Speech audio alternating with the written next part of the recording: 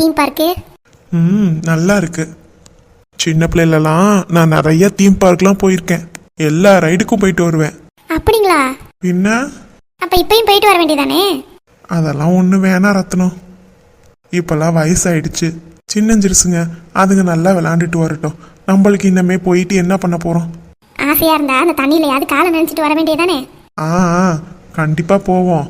Waves வரும்ல, மத்தியானம் 1 மணி 2 மணிக்கு தான் அதெல்லாம் போடுவாங்க. அப்போதைக்கு போவோம். சரிங்க, அப்ப நானும் வரேன். நான் ஹைட்டா இருக்கேன், நான் முன்னாடி கூட போய்க்குவேன். ஆனா நீ வெளியிலே நின்னுக்கோ, நீ குட்டையா தானே இருக்க.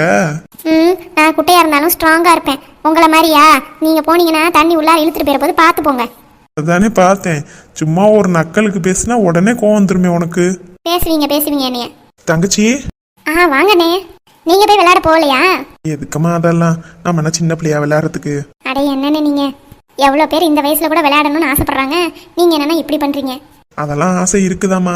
நம்ம போய் விளையாண்டுக்கிட்டு இருக்கிறதா, சின்ன பிள்ளைங்க விளையாடட்டும் அப்படின்னு சொல்லிட்டு விட்டுட்டு வந்துட்டேன். அப்புறமா வேவ்ஸ் வைப்பாங்கல்ல, அப்போ போய் சும்மா காலை நினைச்சு கையை நினைச்சிட்டு வந்துடலான்னு இருக்கேன். வா சண்முகம், இங்க வந்து உட்காரு. இந்தா வரேன் தான். ஏன் தங்கச்சி, நீங்க யாரும் விளையாட போகலையா? இல்லனே, எனக்கெல்லாம் கொஞ்சம் பயம். அப்படியா? ஆமாண்ணே, எனக்கு அதுல போறதெல்லாம் கொஞ்சம் கிடுக்கிடுன்னு வாந்தி வர மாதிரி இருக்கும். அதனாலதான் சரி, அந்த பிள்ளைங்க தான் ஆசைப்படுச்சுங்களே, எதுக்கு வேணான்னு சொல்லி கெடுப்பானேன்னு தான் கூட்டிட்டு வந்தோம். ஆமாண்ணே, தேவி எங்க? தேவி அவர் ராட்டினத்துல சுத்த போயிருக்கா. என்னது, ராட்டினத்துல சுத்த போயிருக்காளா?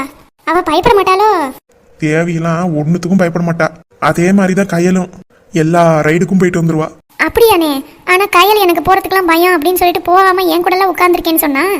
என்ன, கையலுக்கு பயமா? அப்படிதான் சொல்லிட்டு இருந்தா நீங்க டிக்கெட் வாங்கும் போது. சேச்சா, அவ அப்படிலாம் பயந்த ஆள்லாம் கிடையாதுமா. அவளை நாங்க கூட கூட்டிட்டு போயிருக்கோம். எல்லா விளையாட்டுலயும் விளையாடணும்னு ஆசைப்படுவா. அதே மாதிரி எல்லா விளையாட்டுலயும் விளையாண்டுட்டு வந்துருவா தைரியமா. என்ன நீ இப்படி சொல்றீங்க? அவதான் எனக்கு பயமா இருக்கும், நான் போக மாட்டேன் விளையாட மாட்டேன் அப்படின்னு சொல்லிட்டு இருந்தாளே. அப்படியா சொன்னா? இதோ அவளே வராளே, கேளுங்க. கையில நீ விளையாட போலையாத்தா? இல்லப்பா, எனக்கு விளையாட பிடிக்கலப்பா. என்னம்மா சொல்ற? உனக்கு இந்த மாதிரி விளையாட்டுலாம் ரொம்ப பிடிக்குமே. இல்லப்பா, எனக்கு இப்ப பிடிக்காம போயிடுச்சு. ஏன் கையில அப்படி சொல்ற? உனக்கு பயமா இருந்தா நான் கூட பக்கத்துல வந்து நிக்கிறேனே. இல்லத்த, வேணாத்த, எனக்கு ஒரு மாதிரி இருந்துச்சு, எனக்கு போகவே பிடிக்கல. அதனாலதான் நான் வேணான்னு இருக்கேன். சரிம்மா, அர்ஜுன் எங்க? அவர் நல்லா ஜாலியா அங்கிட்டு விளையாண்டுட்டு இருக்காரு. யார் கூட? தேன் கூடயா? ஆமாத்த, அந்த சைடு தான் பார்த்தேன். அப்புறமா ஸ்லைடு விட போறேன்னு சொல்லிட்டு மாடிக்கு ஏறினாரு. சரிம்மா, பார்த்து பத்திரமா போக சொல்லு, அவெல்லாம் கீழே விழுந்துருவான் வேற. அதெல்லாம் ஒன்றும் இல்லத்த, நான் அவர்கிட்ட சொல்லிட்டேன். சரிம்மா, நீங்க வந்து உட்காரு. இல்லத்த, ஏதாவது சாப்பிடணும் போல தோணுச்சு, பசிக்குது, அதான் இங்கே வந்தேன். உங்கள்கிட்ட ஏதாவது சாப்பிட இருக்கா? அச்சச்சோ, சாப்பிட எதுவுமே இல்லையே. சரி வா, நான் உனக்கு வாங்கி தரேன் ஏதாவது. சரிங்க அத்தை. அப்பா, உங்களுக்கு ஏதாவது சாப்பிட வேணுமா? அதெல்லாம் ஒண்ணும் வேண்டாமா. மாமா, உங்களுக்கு? ஏதாவது ஜூஸ் வித்தா வாங்கிட்டு வாமா. மாசா ஸ்லைஸ் அந்த மாதிரி வாங்கிட்டு வரட்டுமா? சரி கையல், அந்த மாதிரியே வாங்கிட்டு வா. சரிங்க மாமா. என்னன்னே தெரியல, கையல் ஏதோ சோர்வா இருக்கிற மாதிரியே தெரியுது. ஆமாந்தான், நீங்களும் நோட் பண்ணீங்களா அத? சண்முகம், என்னன்னு தெரியல, ஏதோ மனசுக்குள்ளார நல்ல விஷயம் நடக்க போகுதுன்னு தோணுது. ஏதாவது நல்ல விஷயம் நடந்தா நம்மளுக்கும் சந்தோஷம் தானே தான். ஆனா அது என்ன நல்ல விஷயம் தான் தெரியல. சரி, பொறுத்திருந்து பார்ப்போம்.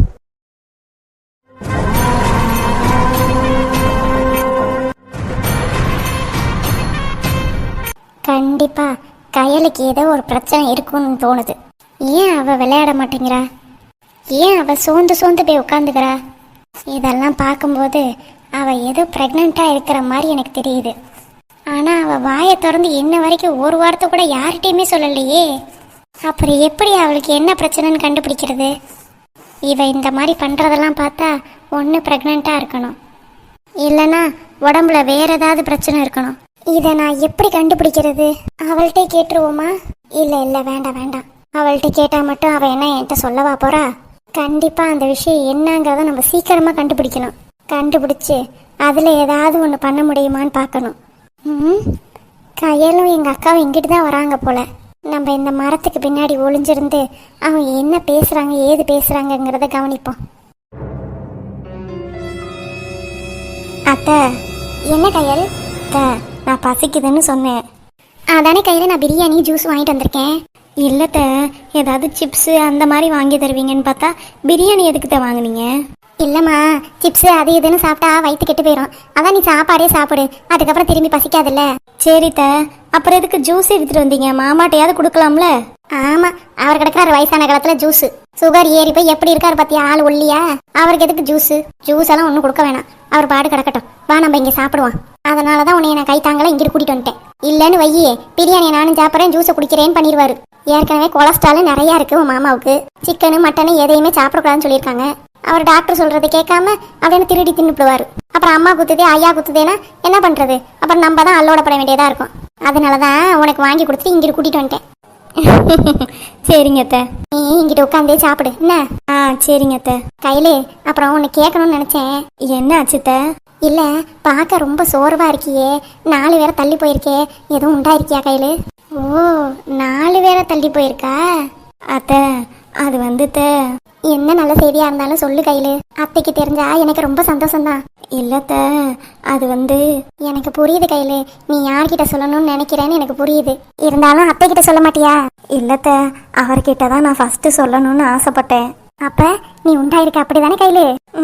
ஆமாத்த, 4 தள்ளி போயிருக்கு. என்னை கடத்தினாங்கல்ல, அப்போ நான் மயக்கம் போட்டு விழுந்துட்டேன். என் கூட இருந்த அந்த அக்கா தான் பார்த்து சொன்னாங்க, நாடி பிடிச்சி பார்த்தாங்க. அப்படியா கையில? எனக்கு ரொம்ப சந்தோஷம் கையில. எங்க குடும்பத்துக்கு ஒரு குட்டி வாரிசு வரப்போகுதுன்னு நினைக்கும் போது எனக்கு ரொம்ப சந்தோஷமா இருக்கு. சரி சரி, நான் இந்த விஷயத்த தெரிஞ்ச மாதிரியே நான் காமிச்சிக்கல, சரியா? நீ எப்ப அர்ஜுன்ட்ட சொல்றியோ சொல்லு, நான் அப்பவே புதுசா கேட்டுக்கிறேன் என்ன.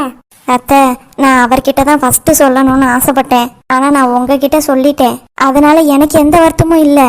ஆனா அவர்கிட்ட நான் தான் சொல்லணும், நீங்க எதுவும் சொல்லிடாதீங்க. சே, நான் ஏன் கையில் சொல்ல போறேன்? எனக்கு தெரியும் உன்னைய பத்தி. நீ எப்படி நினைக்கிறியோ அப்படியே நீ உன் மாமாட்ட சொல்லு. அது வரைக்கும் நான் வாயவே திறக்க மாட்டேன், சரியா? சரிங்க அத்தை. சரி வா, ஆனால் நான் உன்னை நல்லா பார்த்துப்பேன். இப்போ வரைக்கும் நீ பசிக்குதுங்கிறீல, வா வந்து உட்காந்து சாப்பிடு. சரிங்க அத்தை. அப்போ கையில் மாசமா இருக்கா. இந்த விஷயத்தை தான் தெரிஞ்சுக்கணும்னு ஆசைப்பட்டேன். இப்போ எனக்கு தெரிஞ்சிருச்சு. இதை அர்ஜுன் கிட்ட கொண்டு போகிறதுக்குள்ளார அந்த குழந்தைய நான் எப்படியாவது அழிச்சே ஆகணும். எங்கள் அக்கா குடும்பத்துக்கு வாரிசே கிடைக்கக்கூடாது. அது தேனு சைடாக இருந்தாலும் சரி, இல்லை அர்ஜுன் சைடாக இருந்தாலும் சரி, எப்படியாவது எதையாவது நான் பண்ணியே ஆகணும்.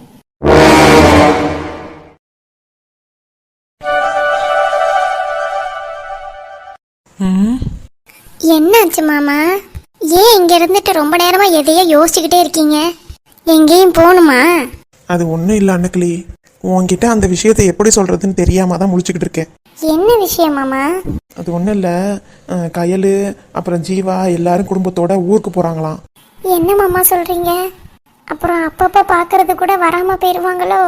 சே, ஏன் அன்னைக்கிளி இப்படி உடனே வருத்தப்படுற? எனக்கு அவங்களெல்லாம் பார்க்கும்போது ஒரே சந்தோஷமா இருக்கு மாமா. ஆனா அவங்க என்னை விட்டு போறாங்கன்னு நினைக்கும் போது ரொம்ப கஷ்டமா இருக்கு. இங்க பாரு அன்னைக்கிளி, நான் தான் உனக்கு தான் சொல்லியிருக்கேன்ல, நான் உனக்கு குழந்தை, நீ எனக்கு குழந்தைன்னு. என்னை மட்டும் ஏன் ஏத்துக்கவே மாட்டேங்கிற? என்னதான் நீங்க பேசினாலும் என் மனசு கேட்க மாட்டேங்குது மாமா. நான் என்ன மாமா பண்றது?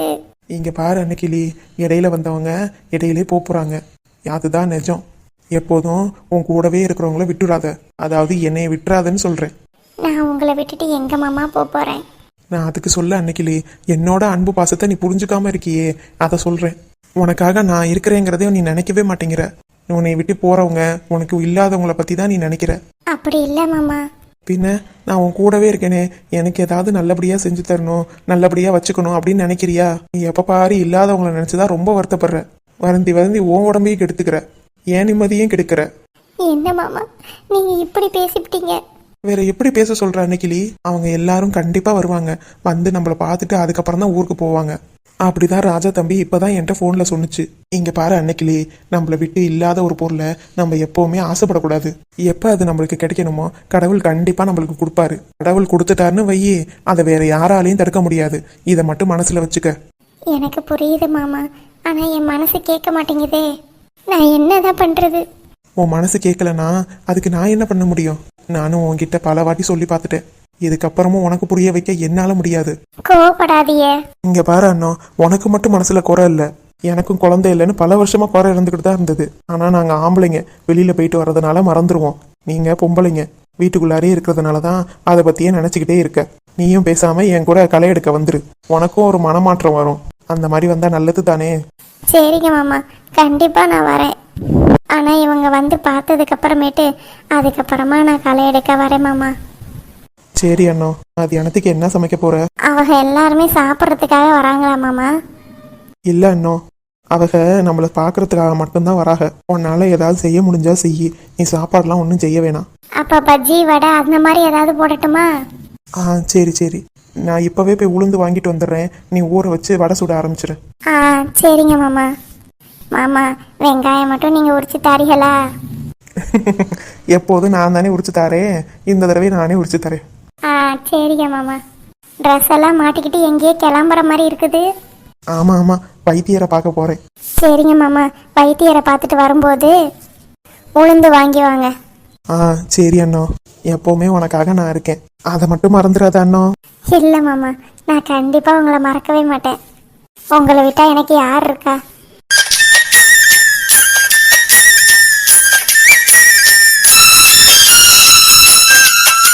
வங்க கடல் ஆழம் என்ன வல்லவர்கள் கண்டதுண்டு, அன்பு கடல் ஆழம் யாரும் கண்டதில்லையே.